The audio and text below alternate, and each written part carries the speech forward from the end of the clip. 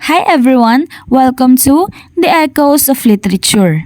In this episode, we're going to hear the echo of the second voyage of Sinbad. After his first journey, Sinbad became restless and decided to sail again in search of adventure and wealth. He joined the ship with other merchants and traveled across the sea. One day, they stopped at what they thought was an island.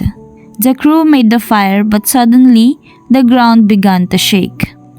It was not an island but a giant sea creature. The creature dived into the ocean, sinking the ship and drowning many men. Sinbad managed to survive by holding onto a piece of wood until he reached the shore of a faraway land. While exploring, Sinbad saw a giant bird called the Roc. Hoping it could take him away, he tied himself to its leg. The bird carried him in a deep valley.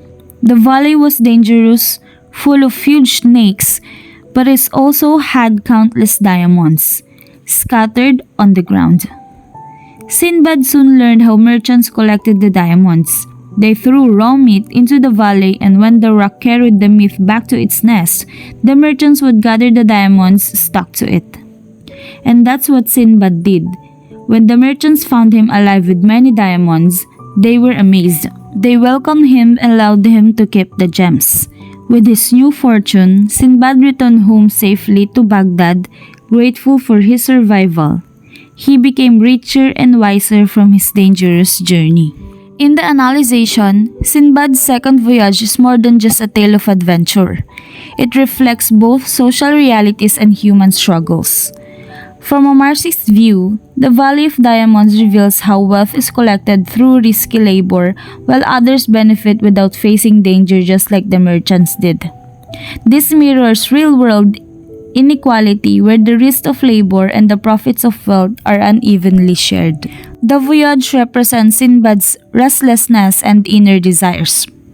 Despite his fortune, he is unsatisfied, driven by an unconscious need for challenge and recognition.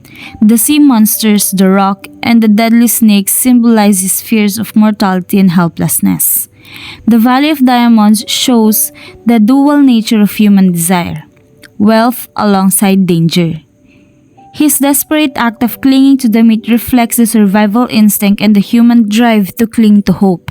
Together, this perspective shows that Sinbad's story is not just about riches, but about human ambition, fear, and survival. His return to Baghdad, richer than before, reveals both the reward and emptiness of pursuing wealth, leaving readers to reflect on the costs of greed and the limits of human desire.